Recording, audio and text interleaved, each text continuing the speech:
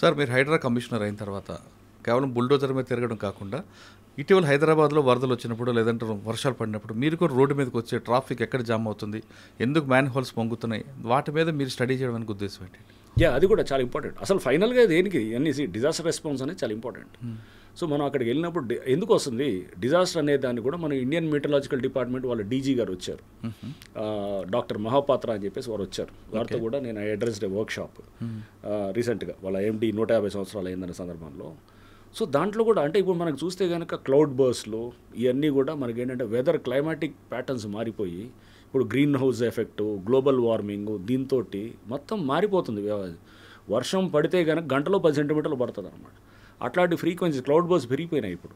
So వర్షాలు పెరుగుతున్నాయి, పారాల్సిన నీళ్లు చెరువులో పోవాల్సిన చెరువు కబ్జా అయిపోయినాయి, నాలాలు లేవు, రోడ్లన్నీ ఇప్పుడు కాలాల్లో అయిపోయినాయి. ఎందుకంటే అన్నీ వచ్చేసాయి, మొత్తం బిల్డింగ్లు వచ్చేసి అక్కడ కోఎఫిషియంట్ ఆఫ్ రన్ ఆఫ్ అంటారు అనమాట. అంటే మొత్తం కంక్రిటైజ్ చేస్తే అది 0.95 ఉంది, 0.95 అనమాట. అంటే ఆల్మోస్ట్ అంతా కాంక్రిటైజ్ అయిపోయింది, కాంక్రీట్ మయం అయిపోయింది. నీళ్ళు ఇంకట్లా, అసలు భూమిలోకి ఇంకట్లేదు. సో నీళ్లు అసలు ఇంకా ఇంకటం లేకపోతే కనుక 100% అది రన్ ఆఫ్ కింద, అంటే దాని మీద పడేది స్పీడ్గా వెళ్ళిపోయి చెరువులోకి వచ్చేస్తుంది. చెరువు లేదు కదా అక్కడ, నాలాలోకి వస్తుంది, నాలాల్లో కూడా లేవు కదా. ఎక్కడ ఉంటాయి కాలనీస్ కింద, కాలనీలో వస్తాయి. ట్రాఫిక్ అంతా ఏమవుతుంది 4-5 గంటలు అస్తవ్యస్తం అయిపోతుంది. అది ఎన్ని వందల వేల కోట్లు నష్టం అవుతుంటుంది కంట్రీకి. అవన్నీ క్యాలిక్యులేట్ అంటే ఇంటాంజిబుల్స్ ఏంటనమాట, మనకు కనబడినటువంటిది ఇవన్నీ ఈ కాస్ట్ ఉంటాయి అనమాట, ఇంటాంజిబుల్ కాస్ట్ అనమాట. సో ఇంట్రెన్సిక్గా ఉంటాయి అనమాట. ఈ కాస్ట్ అన్నింటినీ మనం క్యాలిక్యులేట్ చేస్తే దేశం మీద వేలాది కోట్ల నష్టం వస్తుంది. ఇవన్నింటినీ తీసుకోవాలి. ప్లస్ దాంతోపాటు మనం సిస్టమ్ని ఈ అర్బన్ డిజాస్టర్స్ అనేది పెరుగుతున్నాయి. ఇక పెరిగే కొద్దీ దీన్ని మనం అడ్రస్ చేయాలంటే కనుక వెదర్ని కూడా ఫోర్కాస్టింగ్ సిస్టమ్స్లో మార్చాలని చెప్పి కూడా వారికి రిక్వెస్ట్ చేసాం అనమాట. చేసి దానికి మనం రాడార్స్ని పెంచాలి, ఇట్లా కొంత వాళ్ళు వెదర్ స్టేషన్స్ని పెంచాలి, ఇవన్నీ కూడా చేస్తున్నాం వెనకాల. సో అంటే ట్రాఫిక్ మీద వర్షం పడేది ఇస్ దర్ లాస్ట్ ఫైనల్ కనబడేది అక్కడ.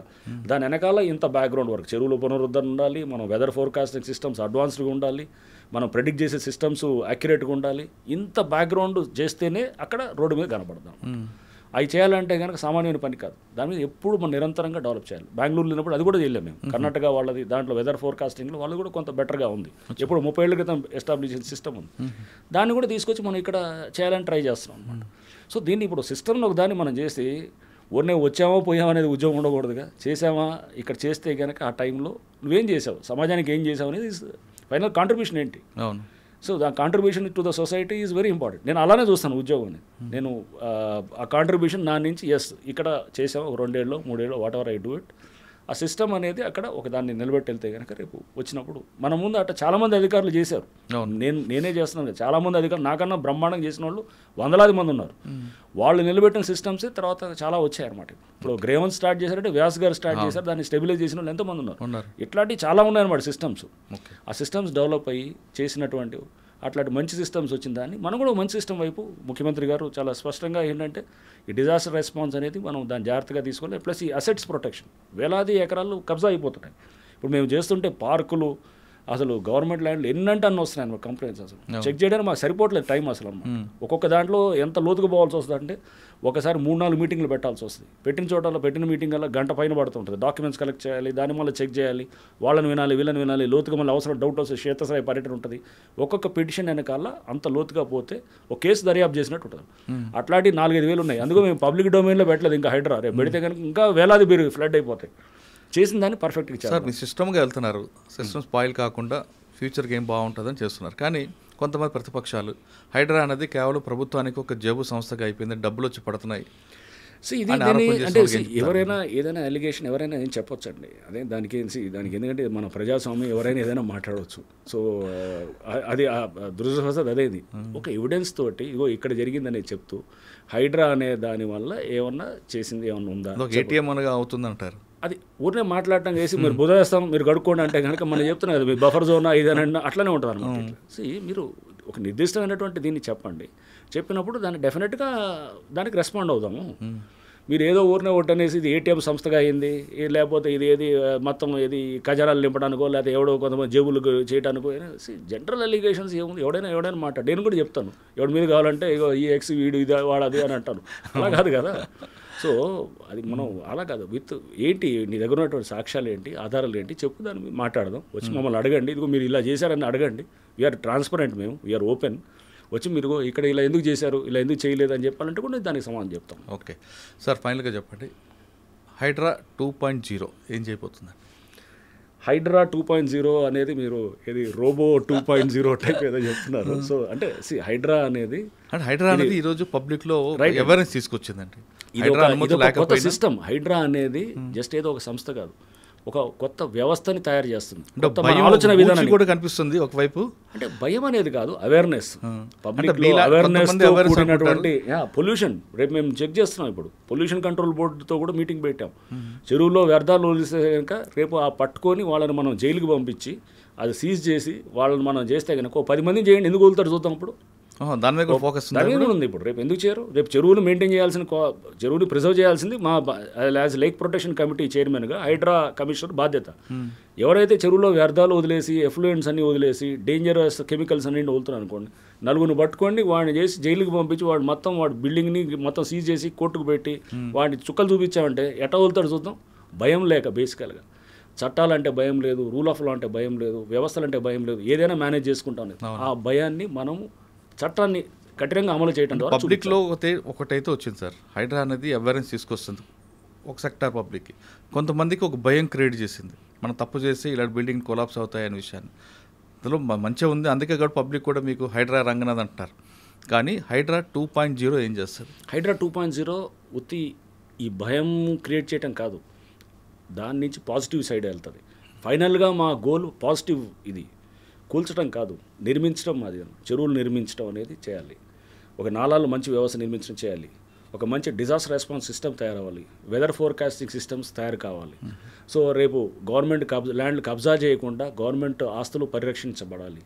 పార్కులు అందరికీ మంచిగా, ఇది ఇప్పుడు ఇళ్ళకి వెళ్తే కనుక సాయంత్రం నేను మా ఇంటికి వెళ్తే మా ఇంటి దగ్గర పార్క్ ఉంది, పక్కనే ఉంటుంది. పార్కులు మా ఇంటి దగ్గర కూడా ఇట్లానే కొట్టేయాలని చూశారు ల్యాండ్ని. అప్పుడు మేమే 10 ఏళ్ల క్రితం మేమే అందరం వెళ్ళి నిలబడ్డాం అనమాట. నిలబడి అది పోలీస్ స్టేషన్ కంప్లైంట్ ఇచ్చి నేను అప్పుడు డీసీపీగా ఉన్నాను 10 ఏళ్ల క్రితం, 2014-15. కాపాడుకున్నాను కూడా కబ్జా చూసారంటే మా ఇంటి దగ్గర మా నాన్న నేను ఇద్దరం కూడా పక్కన అసోసియేషన్ వాళ్ళందరం కలిసి కొంతమంది రైట్ మైండెడ్ థింకింగ్ వాళ్ళందరం వెళ్ళి మేము కాపాడుకున్నాం. అదే చెప్పే ఇట్లా అట్లాంటి వాటిలో మా ఏరియాలో జరుగుతుంటే మేము ఎప్పటి నుంచో కాపాడాలని చేసాము. అది చాలా వాల్యుబుల్ ల్యాండ్, 1000 గజాలు ఎంత ఉంటుంది. అది అక్కడ మా కాలనీలో అది దాదాపు ఇట్ మైట్ బి అరౌండ్ నాకు తెలిసి 15-20 కోట్ల మధ్యలో ఉండొచ్చు. సో ఆ ల్యాండ్ ఎప్పుడు 10 ఏళ్ల క్రితం మేము కాపాడుకున్నాం, పోలీస్ కేసులు పెట్టి. దాన్ని ఇప్పుడు అది అందరికీ, అది అందరి ఆస్తి, అది ఎవడో ఒకళ్ళిద్దరు స్వార్థంగా చేసేది కాదు.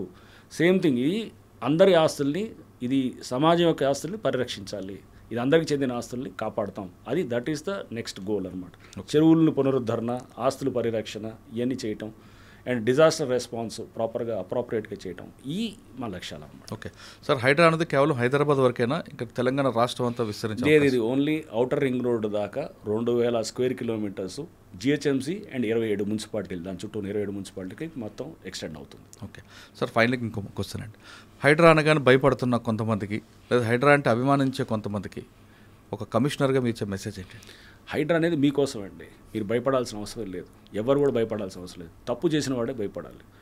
హైడ్రా ఇది జస్ట్ ఇది ఒక ఏంటంటే పబ్లిక్, మీ ఆస్తుల్ని ప్రొటెక్ట్ చేస్తున్నాం, మీకోసం మేము పనిచేస్తున్నాం తప్ప. కానీ దానికి ఎక్కడ కూడా మంచిగా చేస్తున్నవాడు, అంటే తప్పు చేయకుండా కబ్జాలు చేయకుండా వాడు ఎవరు కూడా భయపడాల్సిన అవసరం లేదు.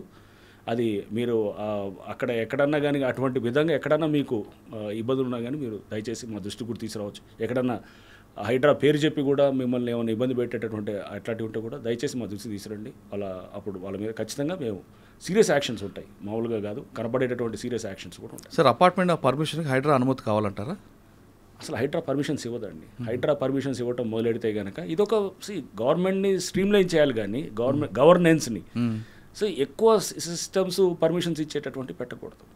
అది అంటే అది ఆ సిస్టమ్ వైపు వెళ్ళాలి మనం. సో అన్ని పర్మిషన్స్ ఇవ్వటం మొదలెడితేనే అది రెడ్ టైపిజం, బ్యూరోక్రటైజేషన్ ఇదంతా ఉంటుంది. మనం అది కాకూడదు, స్మూత్గా ఉండాలి, అది ఈజీగా పర్మిషన్స్ వచ్చేటట్టు ఉండాలి. అది జరిగితే అప్పుడు సిస్టమ్ బెటర్ గవర్నెన్స్ వైపు వెళ్తున్నట్టుగా నేను భావిస్తాను. సో హైడ్రా ఎక్కడ కూడా పర్మిషన్స్ ఇవ్వదు, అది చాలా స్పష్టంగా ఉంటుంది. హైడ్రా బిల్డింగ్ పర్మిషన్స్, చెరువుల దగ్గర ఉన్న ఎన్ఓసీలు ఏది అది కాదు. ఓన్లీ ఫైర్ ఎన్ఓసీస్ వరకే మేము ఇస్తాం. దాన్ని కూడా ఇప్పుడు నిన్న మాకు ఎవరు సైబరాబాద్ సిపి గారు, అవినాష్ మోదీ గారు కూడా మాట్లాడారు. సో మేమంతా త్వరలో మీటింగ్ పెట్టుకుని దాన్ని ఇంకా సరళీకృతం చేస్తున్నాం. అంటే దాన్ని స్ట్రీమ్లైన్ చేస్తూ ఆన్లైన్లోనే అప్లై చేసుకుంటూ తీసుకునేటట్టు ఫైర్ ఎన్ఓసీ వరకు అనమాట. అది కూడా దాన్ని ఎక్కువ కంప్లైంట్స్ ఉండాలి, పబ్లిక్ హెరాస్మెంట్గా ఫీల్ అవ్వకూడదు, చాలా ఈజీగా ఇచ్చేటటువంటి విధంగా అడ్మినిస్ట్రేషన్ ఉండాలి. సార్ ఇందులోనే ఇంకొక పార్టీకి వస్తుంది ఏంటంటే హైడ్రా అనేది ఎందుకు చేస్తుంది, ఎవరి కోసం చేస్తుంది అనేది మీద మీ స్కూల్స్ కాలేజీలకు వెళ్ళి వాళ్ళకి ఎడ్యుకేట్ చేసే అవకాశం ఉందా? తప్పకుండా ఉందండి. నెక్స్ట్ అది అవేర్నెస్ క్యాంపెయిన్ పెంచేదానికి కూడా ఉంది. సో మాకు ఇంకా స్టాఫ్ కోసం మేము వెయిట్ చేస్తున్నాం. రేపు హైడ్రా పోలీస్ స్టేషన్ కూడా వస్తుంది, వచ్చిన తర్వాత ఇంకా ఎఫెక్టివ్గా ఉంటుంది. సో ఇదంతా ఈ ఇన్స్టిట్యూషన్ బిల్డింగే ఒక 1 year పడుతుంది. చట్టాల పరంగా స్ట్రెంథన్ అవుతున్నాం. ఇదంతా ఇప్పటికీ స్టార్ట్ అయ్యి 4-5 నెలలు అవుతుంది. ఇంకా ఒక 4-5 నెలల దాకా ఇదంతా ఇన్స్టిట్యూషన్ బిల్డింగ్ జరుగుతూ ఉంటుంది. సో అది అయిన తర్వాత ఇంకా ఫుల్ ఫ్లెడ్జ్డ్గా ఇది అవేర్నెస్ పెంచడం, స్కూల్స్కి వెళ్ళి మాట్లాడటం, ఎడ్యుకేషన్ ఇన్స్టిట్యూషన్స్ని కూడా వాళ్ళు పెట్టుకోవటం, పబ్లిక్ని కూడా ప్రతి దగ్గర కూడా చెరువులు, పార్కులు, దాన్ని పబ్లిక్ పార్టిసిపేషన్ తీసుకోవటం, ఇదో ప్రజా ఉద్యమంగా నిర్మించటం, ఇవన్నీ కూడా చేయాలన్నమాట. చేస్తే అప్పుడు దీనికి నిజమైన సార్థకత అనేది కూడా వస్తుంది. ఓకే, హైడ్రా ఉన్నది కేవలం భవిష్యత్తు వాళ్ళ కోసం కానీ అక్రమదారుల కోసం కాదు అంటున్నారు రంగనాథ్ గారు. ఇది కేవలం మీ అందరి కోసం భయపెట్టే సమస్య కాదు, ప్రజల బాగోగుల కోసం, భవిష్యత్తులో భావితరాల వారి కోసం ఈ సమస్య పెట్టాం. ఇది ఖచ్చితంగా చెరువులు అక్రమదారులు మాత్రం ఖచ్చితంగా వాళ్ళ మీద మా ఫోకస్ ఉంటుంది. కానీ ఏ చెరువునైతే విముక్తి చేసాం ఆ చెరువులని కాపాడే బాధ్యత కూడా మాదే అంటూ రంగనాథ్ గారు చెప్తున్నారు. ఇది రంగనాథ్ గారితో ఎక్స్క్లూజివ్ ఇంటర్వ్యూ. వచ్చే వారం మరో విషయాలు మళ్ళీ కలుద్దాం. అంతవరకు నమస్తే. Thank you sir. Thank you very much. Thank you. HYDRAA అన్నది మీరు ఎలాగొచ్చారు, పేరు అయిపోయిందో ఇంకా ముందు కూడా అదే దీంట్లో జోష్లో వెళ్ళాలని కోరుకుందాం. థ్యాంక్ యూ అండి.